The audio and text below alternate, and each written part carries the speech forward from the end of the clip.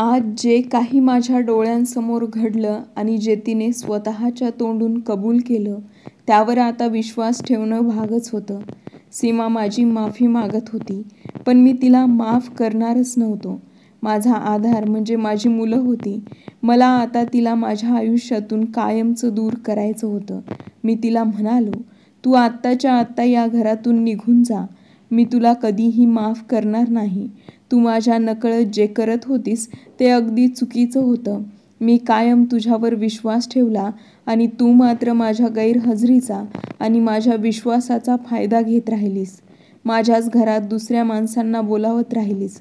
सीमा म्हणाली, मी पुन्हा असं काही करणार नाही. मी स्पष्ट शब्दात म्हणालो, नाही, मी आता तुझ्यावर विश्वास ठेवू शकत नाही, कारण तू विश्वास ठेवण्यायोग्य स्त्री नाहीस. तू तुझा सामान घे आणि इथून जा, निघून जा.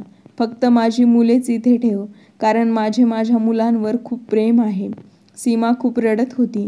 तिची अवस्था वाईट झाली होती. शेवटी मी तिला तिच्या माहेरी पाठवली आणि दुसऱ्याच दिवशी घटस्फोटाचे कागद तयार करून तिच्या घरी पाठवले. तिच्याशी माझे सर्व संबंध संपुष्टात आले. आता तिच्याशी मला काही घेणं देणं नव्हतं. हे सगळं झालं आणि माझ्या मनाला खूप मोठा धक्का बसला. जेव्हा माझ्या भावंडांना हे समजलं तेव्हा ते सगळे आमच्याकडे आले आणि म्हणाले, प्रताप, तू आम्हाला त्या बाईबद्दल अगोदर का नाही सांगितलं की ती तुझ्या पाठीमागे एवढं काही करत होती? आम्ही तिला पोलिसांच्या ताब्यात दिली असती. मी म्हणालो, नाही, मी कधीच कोणावर अन्याय केला नाही आणि कोणाशी वाईट वागलो नाही. ती तरी माझी बायको होती. मी तिच्याशी वाईट वागण्याचा विचारही करू शकत नाही. माझी लहान बहीण म्हणाली, दादा, तू नेहमीच दुसऱ्यांचा विचार करतोस आणि दुसऱ्यांसाठी विचार करत करत तू कायम स्वतःचं नुकसान केलं आहेस. आता जरी तू तिला घरातून काढून टाकली असलीस तरी मुलं तिच्यासोबत का पाठवले नाही? का कोण जाणे, ही मुलं खरंच तुझी आहेत की अजून कोणाची? मी म्हणालो, ही मुलं कुणाचीही असोत, पण ती मला बाबा म्हणतात, त्यामुळे मी त्यांची काळजी घेत राहीन. जशी आजवर घेतली तशीच. हीच माझी मुलं आहेत. मी सीमाबरोबर सर्व नाते तोडले आहेत, पण माझ्या मुलांसोबत मी नातं तोडणार नाही. माझे मोठे भाऊ म्हणाले, ठीक आहे, पण आता तू दुसरं लग्न कर. या मुलांचं पालनपोषण करणं तुझ्यासाठी खूप कठीण होईल. मी म्हणालो, नाही, मी दुसरं लग्न करणार नाही. दुसरं लग्न करून मी माझ्या मुलांचं आयुष्य बिघडवू इच्छित नाही. कोण जाणे, उद्या माझ्या आयुष्यात दुसरी एखादी स्त्री आली तरी ती मला समजून घेईलच याची काय खात्री? आणि जर तिने माझ्या मुलांना वाईट वागणूक दिली तर मी ते सहन करूच शकणार नाही. माझ्या बहिणी म्हणाल्या, दादा, आम्ही तुझ्यासाठी एखादी चांगली मुलगी शोधू. मी स्पष्टपणे सांगितलं, लग्नाबाबत मला कोणाचंही काहीच ऐकायचं नाही. सगळेच मला हे समजावत होते की तुझी मुलं लहान आहेत, त्यांचं संगोपन तू एकट्याने कसं करशील? पण मी त्यांना स्पष्ट सांगितलं, मी काहीही करेन. त्यांच्या आयुष्यातील आई बाबा दोघांचे स्थान मीच भरून काढेल. त्यांच्या संगोपनाची जबाबदारी माझीच आहे, पण मला दुसरं लग्न करायचं नाही. मी कामावरही जात होतो, मुलांची काळजीही घेत होतो, त्यांच्यासाठी स्वयंपाक करत होतो, घराची स्वच्छताही ठेवत होतो. गावातले सगळे लोक मला पाहून हळहळ व्यक्त करत होते. अनेक लोक मला अजूनही समजावत होते की तू जीवनात फार कठीण काळातून जात आहेस. दुसरं लग्न कर, तुला सोपं होईल. पण मी कुणाचंच ऐकलं नाही. माझ्यासाठी माझी मुलं सर्व काही होती. आणखी एक गोष्ट म्हणजे आता मी कोणत्याही दुसऱ्या स्त्रीवर विश्वास ठेवू शकत नव्हतो. माझं आयुष्य फार मेहनतीने चाललं होतं, पण मी स्वतःला समजावत होतो, हे सगळं काही थोड्याच काळासाठी, काही वर्ष कशीबशी जातील. मुलं मोठी होतील, त्यांची लग्न होतील, ती स्वतः कमावतील, तेव्हा मला आधार मिळेल. पूर्वी मी राईच्या दुकानाचा माल शहरात जाऊन पुरवत असे, पण आता मी ऑनलाईन डिलिव्हरीचं काम सुरू केलं होतं. माझ्या स्वतःच्या जमिनीवर तेलाचा घाणा लावला होता. तिथूनच आमचं तेल सप्लाय व्हायचं. या कामात फारसा नफा नव्हता, पण वेळ घालवण्यासाठी आणि घर चालवण्यासाठी बऱ्यापैकी होतं. मुलं हळूहळू मोठी होत होती. मी मुलांना शहरात शिकण्यासाठी पाठवायचो, पण त्यांना घेऊन जाणं, आणणं आणि वरून माझ्या कामाचे नुकसान, हे सगळं फार कठीण होत होतं.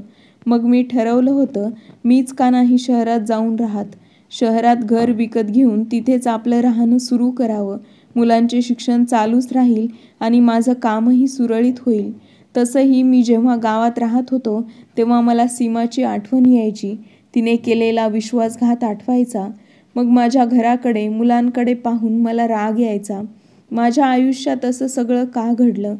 मुलांनीही काही वेळा आपल्या आईची आठवण काढून रडारड केली होती. पण मी त्यांना समजावलं की तुमची आई आता या जगात नाही.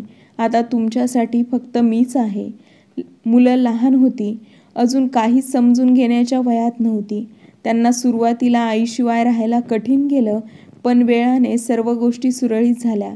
लहान मुलांचं पालनपोषण करणं फार मोठं जबाबदारीचं काम होतं, पण तो कठीण काळही पार पाडला. मी माझं सगळं सामान बांधून शहरात स्थलांतर केलं. माझे भाऊ बहीण हे ऐकून नाराज झाले की मी मुलांना घेऊन शहरात चाललो आहे. पण मुलांचे शिक्षण होतं आणि माझा व्यवसाय, त्यामुळे माझ्यासाठी शहरात जाणं अत्यंत आवश्यक होतं. मी माझा संपूर्ण व्यवसाय गावातून बंद करून शहरात सुरू केला होता आणि तिथेच मी माझं नवीन आयुष्य सुरू केलं होतं. पाहता पाहता मुलं कधी मोठी झाली समजलं सुद्धा नाही. तिथे व्यवसायात सुद्धा खूप प्रगती झाली. माझा मोठा मुलगा राज, दुसऱ्या क्रमांकाचा अमर आणि तिसऱ्या क्रमांकाचा विजय, तिघेही माझ्यासोबत व्यवसायात मदत करत असतात. आता आमचा तेलाचा फक्त एक घाणा नव्हता, तर आमची एक चांगली ब्रँडेड कंपनी होती. लोकांना आमच्या ब्रँडचं तेल खूप आवडत असे. काळाच्या ओघात मी एकामागून एक माझ्या मुलांची लग्न लावून दिली. पैशाची काहीच कमतरता नव्हती. मोठ्या मुलाला त्याचं वेगळं घर बांधून दिलं, दुसऱ्याला सुद्धा आणि तिसऱ्याला सुद्धा. तिघंही आपल्या बायका आणि मुलांना बरोबर स्वतंत्र राहत होती. पण मी बहुतेक वेळा माझा मोठा मुलगा राजसोबतच राहत असे, कारण त्याला व्यवसायात अधिक रस होता. माझी इतर 2 मुले वेगवेगळं काम करत होते. दुसऱ्या मुलाला नोकरी करायला जास्त आवडत होती. त्याने शिक्षण पूर्ण करून एका मल्टीनॅशनल कंपनीत नोकरी करायला सुरुवात केली. सर्वात लहान मुलगा विजय एका शाळेत शिक्षक म्हणून नोकरी करत होता. आता ते दोघेही माझ्या व्यवसायातून पूर्णपणे बाहेर पडले होते, पण जे काही करत होते त्यात चांगले कमावत होते. राजचं लग्न झालं होतं. त्याची बायको चांगली होती. माझी फार काळजी घेत होती. मोठ्या मुलाला 2 मुलं झाली होती. दुसऱ्याला 1 मुलगी आणि तिसऱ्याला सुद्धा 1 मुलगी होती. माझं जेव्हा मन व्हायचं तेव्हा मी माझ्या कोणत्याही मुलाच्या घरी जायचो. ते माझी फार काळजी घेत, माझा आदर करत. पण एक गोष्ट होती जी मला कायम त्रास देत होती. माझे 2ही छोटे मुले जी स्वतंत्र राहत होती, त्यांनी कधीही मला त्यांच्या कमाईतून 1 रुपयाही दिला नाही. आणि राज, त्याला जेव्हा वाटे तेव्हा बायकोसोबत फिरायला निघून जायचा आणि नको तेवढा पैसा खर्च करायचा, पण कधी मला विचारायचा सुद्धा नाही. पण त्याला कामात काही विशेष रस राहिला नव्हता. मी जेव्हा ऑफिसमध्ये जायचो आणि महिन्याच्या हिशोबाबाबत विचारायचो तेव्हा त्याला काहीच माहिती नसायची. त्याला वाटायचं, बाबा कमावत आहेतच ना, मग मला काय गरज आहे कारखान्यात लक्ष देण्याची. ही गोष्ट मला कुठेतरी खूप खटकत होती, कारण पूर्ण आयुष्यभर मी मेहनत केली, एवढा मोठा व्यवसाय उभा केला, मुलांना त्यांच्या पायावर उभं केलं, त्यांना शिकवलं, घडवलं. आता तरी त्यांनी पुढे येऊन जबाबदारी घ्यावी, मला विश्रांती द्यावी, हीच माझी अपेक्षा होती. पण त्या दोघांनाही त्यांच्या स्वतःच्या आयुष्यात रस होता आणि जो मुलगा व्यवसायात होता त्यानेही आजवर व्यवसाय समजून घ्यायचा प्रयत्न केला नव्हता. तरीसुद्धा मुलं आणि सुना यांचं वर्तन माझ्या बाबतीत कधी वाईट नव्हतं. सगळे चांगलेच होते. सगळं अगदी सुरळीत चाललं होतं. पण एक दिवस अचानक आयुष्याने असं वळण घेतलं ज्यानं माझं सगळं आयुष्य उद्ध्वस्त करून टाकलं. एक दिवस आमच्या कारखान्याला अचानक आग लागली. इतकी भीषण आग की कारखान्यातील प्रत्येक सामान जळून खाक झालं. मला या गोष्टीचं खूप वाईट वाटत होतं, पण माझ्या मुलाला याचं काहीच सोयरसूतक नव्हतं. तो तर आपल्या कुटुंबासोबत सुट्ट्यांमध्ये ट्रीपला गेला होता. मी जेव्हा जेव्हा माझ्या 2ही लहान मुलांच्या घरी जायचो तेव्हा ते मला जास्त दिवस तिथे थांबू देत नसत. लवकरच मला परत घेऊन यायचे. बाबा, तुमची खूप आठवण येत आहे, चला ना घरी. हे सगळं ते करायचे कारण सगळा घरचा खर्च मी चालवायचो. घरात राशन आणणं, विजेचं बिल, पाण्याचं बिल सगळं माझ्या जबाबदारीवर होतं. माझा मुलगा, त्याला जेव्हा खर्च करायचा असेल तेव्हा तो माझ्याकडून पैसे मागायचा. दिवसभरात अनेक वेळा त्याला माझी गरज भासत असे. माझ्याकडून तो सारखं काही ना काही मागत असे. म्हणून मी जेव्हा काही दिवसांसाठी घराबाहेर जात असे तेव्हा तो अस्वस्थ व्हायचा. मी नेहमीच माझे पैसे जपून ठेवले होते. कधीच उधळपट्टी केली नव्हती. पण माझी तिन्ही मुलं मात्र फार फिजूलखर्ची होती. अमर आणि विजय हे दोघे भलेही वेगळे राहत होते, पण त्यांनासुद्धा दर 2-3 दिवसांनी माझी गरज भासायची. बाबा, आज हे काम आहे, पैसे द्या. बाबा, बायको आजारी आहे, पगार कमी मिळाला. सुट्ट्या घेतल्या म्हणून पगारात कपात झाली. मुलगी आजारी आहे, घरी पाहुणे येणार आहेत. हे सगळं ऐकून मी अगदी थकून गेलो होतो. जोपर्यंत मी त्यांना पैसे देत होतो तोपर्यंत मी छान बाबा होतो. पण आता जेव्हा माझ्या व्यवसायात मोठं नुकसान झालं होतं तेव्हा त्याचा विचार करणारा, समजून घेणारा एकही नव्हता. कारखान्याला लागलेल्या आगीमुळे हळूहळू माझं मोठं नुकसान होऊ लागलं. खूपशा मशीन जळून गेल्या होत्या. खूप साठवलेलं तेल खराब झालं होतं. कामगारही कामावर येण्यास नकार देत होते. मी फारच अस्वस्थ झालो होतो. सर्व बाजूंनी अडचणींनी घेरलं. माझं आयुष्य कोसळायला लागलं. एक दिवस मी राज, अमर आणि विजय या तिघांना समोर बसवलं आणि म्हणालो, बाळांनो, माझा व्यवसाय आता बुडत चालला आहे.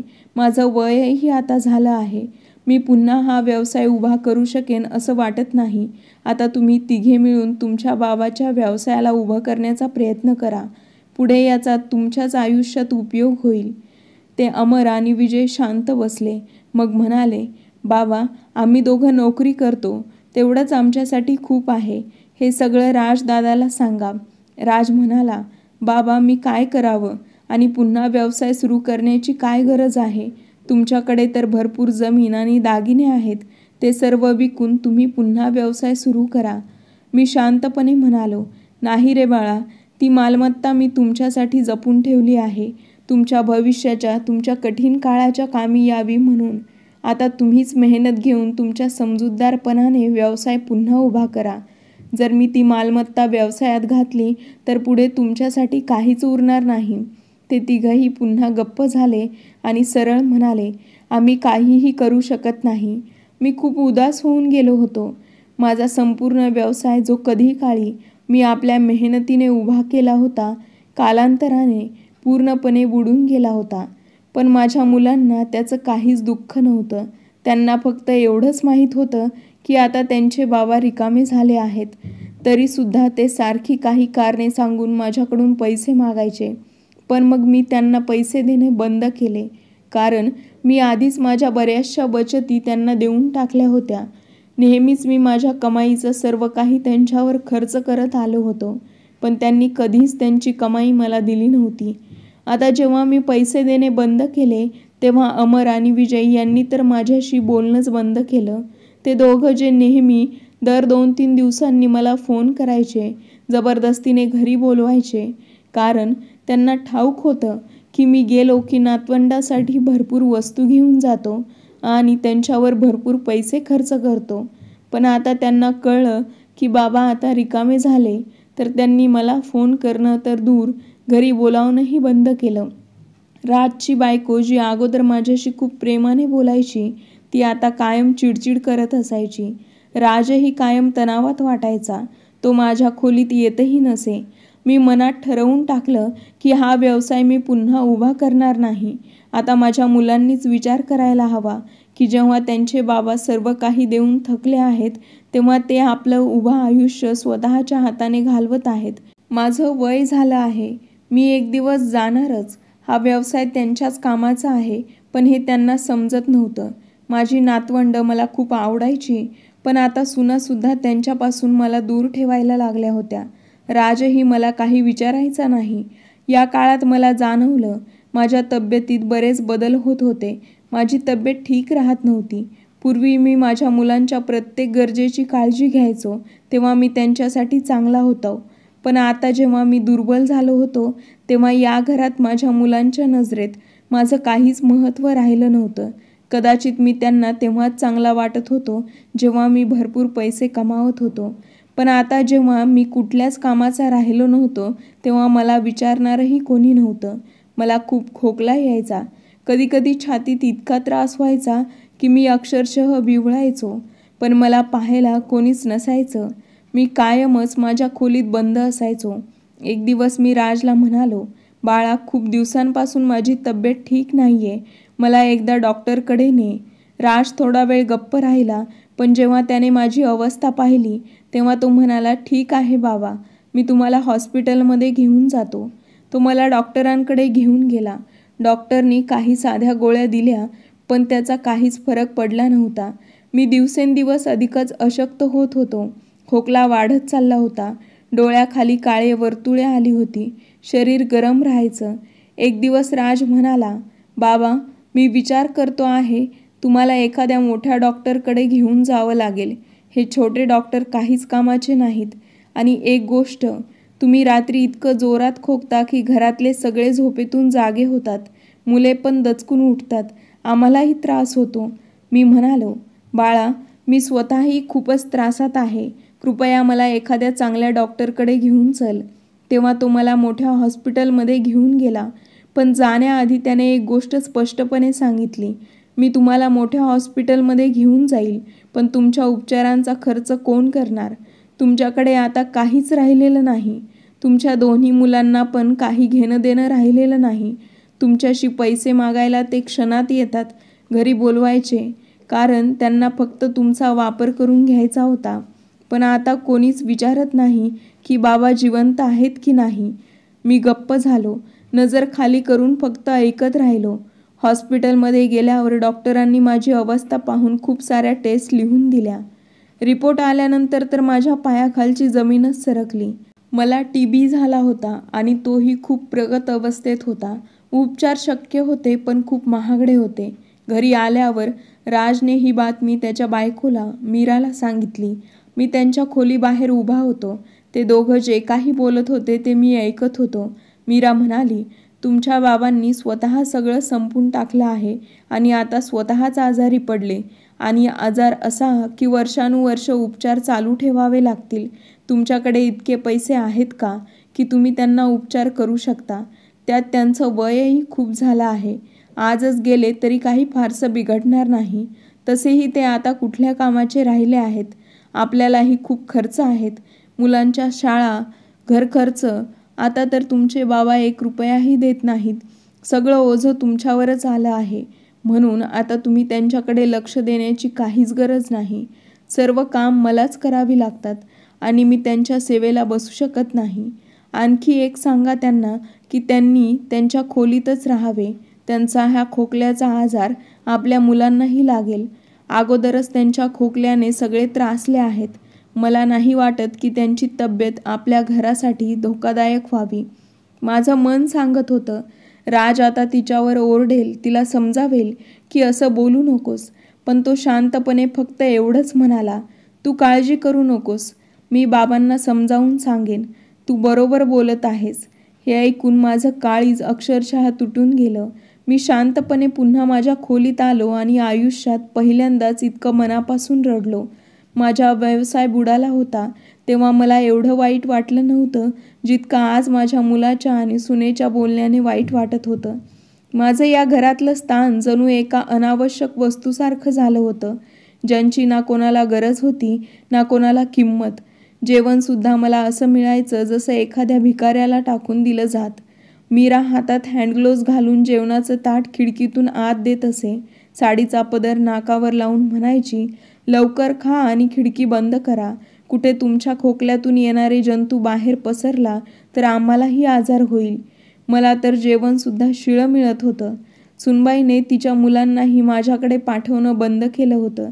एक दिवस सुनबाई माझ्या मुलाला म्हणाली, मला नाही द्यायचं तुमच्या बाबांना जेवण. तुम्हाला गरज असेल तर तुम्हीच त्यांना जेवण द्या. राज म्हणाला, बरं बाबा, मीच देईन त्यांना जेवण. तू एवढा गोंधळ का घालत आहेस? बाबांनी ऐकलं तर त्यांना वाईट वाटेल. पण त्याला काय माहीत होतं मी माझ्या खोलीच्या खिडकीतून काय काय ऐकत असायचो.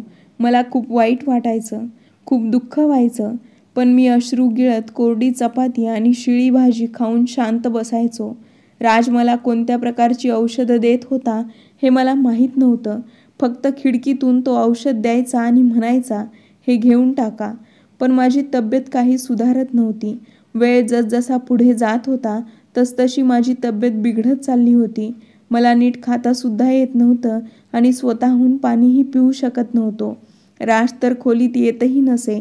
नातवंड माझ्याकडे यायचा प्रयत्न करत असायची, पण त्यांची आई त्यांना ओरडायची, सावधान, जर बाबांच्या खोलीकडे जरी गेलात तर तुम्हालाही तो धोकादायक आजार लागेल. तुमच्या खोलीत जाऊन अभ्यास करा. सुनबाईचं असं बोलणं ऐकलं आणि माझं काळीजच फाटून गेलं. मला समजत नव्हतं की मला नक्की कोणता आजार झाला होता आणि झालाच होता तर माझ्यावर नीट उपचार होतोय की नाही. राज मला औषधं देत होता, पण ती डॉक्टरांकडून नव्हती, तर मेडिकल दुकानातून स्वस्तातली औषधं आणून तो देत होता. त्यामुळे माझी तब्येत सुधारत नव्हती. शेवटी तर ती औषधेसुद्धा काम करणं बंद झाली होती. खोकून खोकून जीव निघायचा. एकदा मला रक्ताची उलटी झाली. सुनबाईने ते पाहिलं आणि म्हणाली, आता तर मी बाबांना 1 मिनिटही घरात सहन करणार नाही.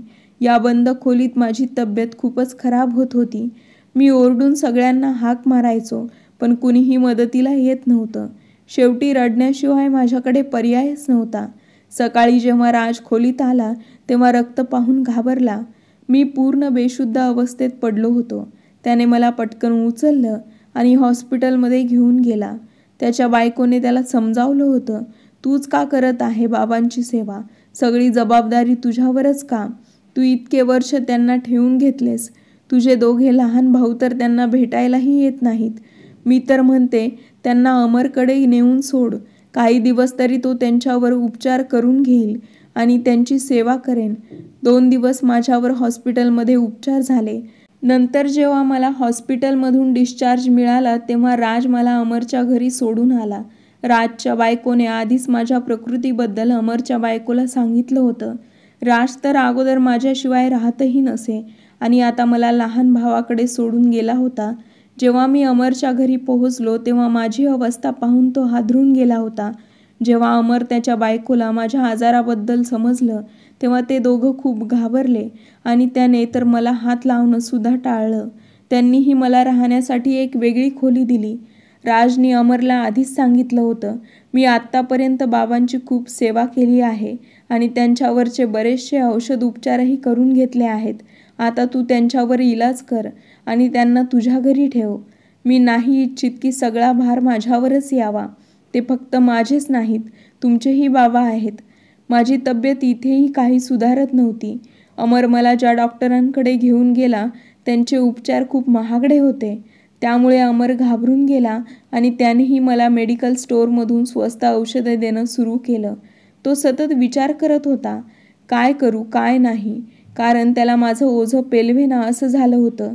त्याची बायको तर आधी स्पष्ट सांगितलं होतं, तुला जितके दिवस बाबांना ठेवायचं आहे ठेव, पण मी त्यांचं काहीही काम करणार नाही. मला तिथे राहून 1 महिनाही झाला नव्हता आणि माझ्या खोकण्यामुळे त्याची बायको खूपच त्रस्त झाली होती. ती वारंवार अमरला म्हणत होती, ज्या दिवसापासून तुझे बाबा इथे आले आहेत तेव्हापासून घराचं वातावरणच खराब झालं आहे. ते इथे येण्याअगोदर तर आपण किती शांततेत राहत होतो, पण आता सतत तुझ्या बाबांच्या खोकल्याचा आवाज ऐकू येतोय. खोकल्यामुळे आजार पसरतात.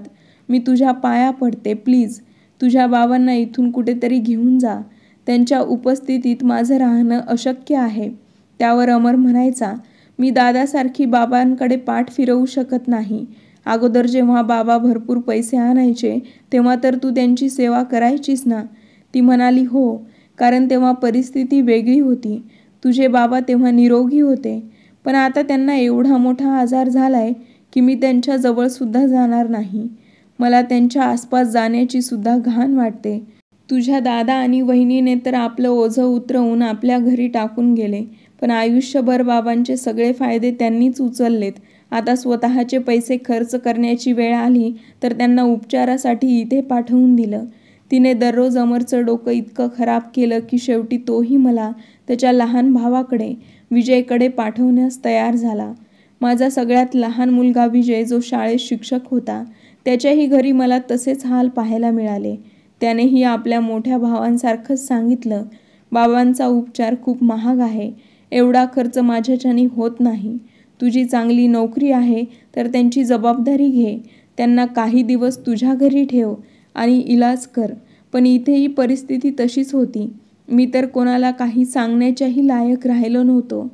त्यानेही मला एक खोली देऊन मोकळा झाला. पण त्याची बायकोसुद्धा खूप उद्धट होती.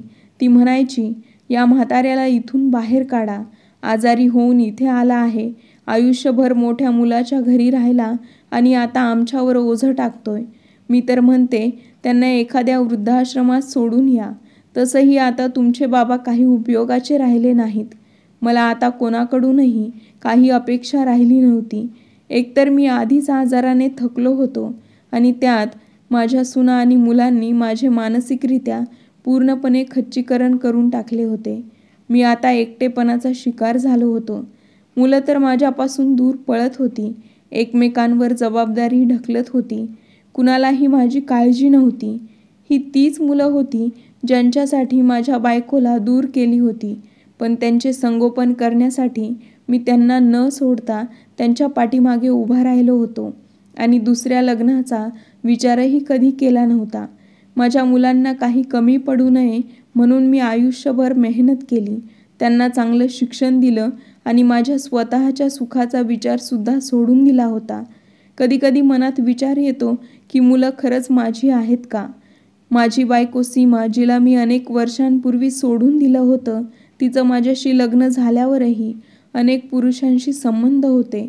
म्हणून अनेकदा माझ्या मनात शंका यायची की ही मुलं खरंच माझी आहेत का? पण तरीही मी त्यांचा बाप होतो आणि म्हणून मी माझं कर्तव्य निभावत राहिलो. पण आता वाटत होतं की हे सगळं त्याच शंकेकडे इशारा करते. जर ती मुलं खरंच माझी असती तर ती माझ्याशी अशी वागली असती का? सध्या मी तो विचार मनातून झटकून टाकला आणि शांतपणे घरातून बाहेर पडलो. मला आता कुठल्याही मुलासोबत राहायचं नव्हतं. माझ्या सामानात थोडे पैसे होते.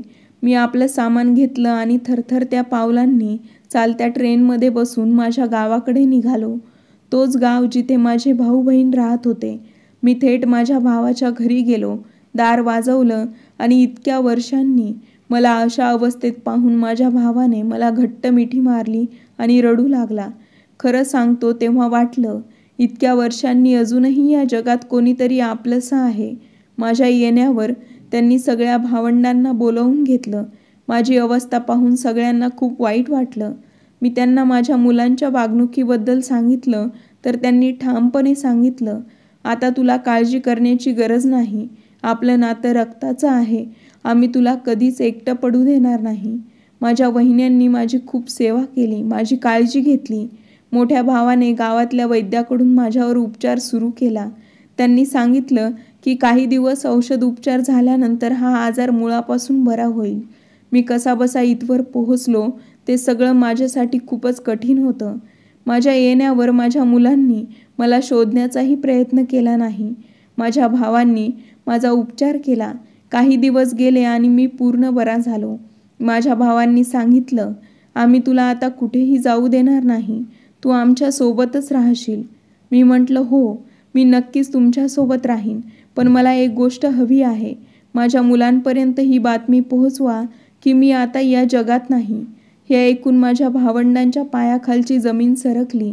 ते सगळे आश्चर्यचकित झाले. त्यांनी विचारलं, तू जिवंत असताना तुझ्या मुलांपर्यंत तुझ्या मृत्यूची बातमी का पोहोचवायची? मी म्हटलं, कारण मला त्यांना इथे बोलवायचं आहे. माझी सर्व जमीन ह्या गावातच आहे. माझ्या मृत्यूची बातमी ऐकून ते तिघं धावत पळत इथे येतील. आणि अगदी तसंच झालं. जेव्हा त्यांना माझ्या मृत्यूची बातमी मिळाली तेव्हा 2 दिवसात त्यांनी गावाला येण्याचा विचार केला. त्यांच्या मनात आलं, बाबा आता नाहीत तर मग आपण त्यांची संपत्ती वाटून घेऊ. त्यांनी आपल्या सगळ्यांसाठीच हे सर्व जमवलं होतं. आता आपण कायदेशीर त्या जमिनी आपल्या नावावर करून घेऊ. जेव्हा ते तिघे गावात आले तेव्हा मी आधी संपूर्ण गावाला एकत्र बोलावलं होतं. गावकऱ्यांच्या गर्दीतून मार्ग काढत मी त्यांच्यासमोर येऊन उभा राहिलो. तेव्हा मला पाहून त्यांचे धाबे दणाणले. कारण त्यांना तर सांगितलं गेलं होतं की त्यांचे बाबा आता या जगात नाहीत. पण जेव्हा त्यांनी मला जिवंत पाहिलं तेव्हा ते स्तब्ध झाले. मग मी पूर्ण गावासमोर जाहीर घोषणा केली, हे तिघे माझी मुलं नाहीत. मी निसंतान आहे आणि मीच मुद्दाम त्यांना माझ्या मृत्यूची खोटी बातमी दिली होती. माझा यांच्याशी काही संबंध नाही आणि माझ्या मालमत्तेतही यांना 1 रुपयाही देणार नाही. हे ऐकताच ते माझ्या पायात पडून जोरजोरात रडायला लागले. पूर्ण गावासमोर त्यांची बदनामी होत होती. ते तिघे माझे पाय धरून म्हणू लागले, बाबा आम्हाला माफ करा, पण असं करू नका, असं म्हणू नका की आमचं तुमच्याशी कोणतंही नातं नाही. मी शांतपणे म्हणालो, माझा व्यवसाय थोडासा डगमगला काय किंवा मला आजार झाला काय तुम्ही मला ओझं समजायला लागलात. एकमेकांवर जबाबदारी ढकलत राहिलात. पण तुम्हाला वाटलं काय या जगात माझं कोणीच नाही का? हे पहा, हे माझे सख्खे भाऊ बहीण आहेत जे माझ्या प्रत्येक संकटात माझ्यासोबत उभे राहिले. आता मी तुम्हाला एक कटू सत्य सांगतो. मला आजही खात्री नाही की तुम्ही खरंच माझीच मुले आहात की नाही. कारण तुमची आई, जिच्याशी माझं लग्न झालं होतं, लग्नानंतरही अनेक पुरुषांसोबत तिचे संबंध होते. जेव्हा मला तिच्या वागणुकीबद्दल समजलं, मी तिला सोडून दिलं. पण मी दुसरं लग्न केलं नाही, कारण मला माझ्या मुलांच्या भवितव्याची काळजी होती. मी तुमच्यासाठी किती गोष्टी सहन केल्या. लोकांनी सल्ला दिला, दुसरं लग्न कर, पण मी नाही केलं. पण आज तुमचं खरं रूप पाहून मला समजलं की तुम्ही तिचेच रक्त आहात. ती माझ्या पाठीमागे मला धोका देत होती आणि तुम्ही तर सरळ माझ्या समोरच मला फसवत होतात. म्हणून आज संपूर्ण गावासमोर मी जाहीर करतो, माझा तुमच्याशी आता काहीही संबंध नाही आणि पुढे कधीच इथे येण्याचा प्रयत्नही करू नका. माझी सारी जमीन जायदाद मी माझ्या भावांमध्ये वाटून देणार आहे. तुम्ही खरोखरच त्या चारित्र्यहीन स्त्रीची मुलं आहात, जिने माझा विश्वासघात केला आणि आता तुम्ही त्या विश्वासघाताचं पाप पुढे चालवत आहात. हे ऐकून ते तिघेही खूप घाबरले, कारण त्यांना समजलं की मी माझी संपूर्ण मालमत्ता माझ्या भावंडांना देणार आहे. त्यांनी खूप माफी मागितली. पण एक काळ असा होता जेव्हा मी त्यांच्या आईलाही माफ केलं नव्हतं. मग आता मी त्यांनाही कधीच माफ करणार नव्हतो. ते रडत होते, पश्चाताप करत होते आणि मग तोंड लपवून निघून गेले. मी वकिलाला बोलावलं आणि सर्व संपत्ती माझ्या भावांमध्ये वाटून दिली. माझ्या बहिणींना मी वाटा दिला तेव्हा त्या थोड्याशा संकोचल्या, पण त्यांनीही प्रेमाने स्वीकारलं आणि म्हणाल्या, आता तू शहरात परत जाणार नाहीस. तू आम्हा सर्वांच्या सोबत राहशील, जसा अगोदर राहत होतास. मी माझ्या मुलांशी कायमचं नातं तोडलं. थोड्याच काळात मला समजलं की ती तिघं खूप वाईट परिस्थितीतून जात आहेत. 2 मुलांची नोकरी गेली आणि मोठा मुलगा गरिबीत जगतोय. त्यांना चांगलं आयुष्य द्यायला मी माझं संपूर्ण आयुष्य पणाला लावलं. ते स्वतःच्या हाताने सगळं गमावून बसले. त्यांना मी काहीच करू शकलो नाही आणि खरं तर मला करावंसंही वाटलं नाही. ते अनेकदा माझी माफी मागण्याचा प्रयत्न करत होते, पण मी त्यांना कधीच माफ केलं नाही. आज मी माझ्या गावात माझ्या बहीण भावंडांसोबत राहतो. गावच्या मातीचा सुगंध, झाडांची शुद्ध हवा आणि माणुसकीचा तो गोड गंध माझ्या जीवनात भरून घेतो आहे. मी माझ्या गावच्या लोकांसोबत समाधानात आणि शांततेत जीवन जगतो आहे. कथा आवडली असेल तर लाईक करा, शेअर करा आणि चॅनलला सबस्क्राईब करायला विसरू नका. पुन्हा भेटूया नवीन एका व्हिडिओमध्ये, नवीन एका कथेसह.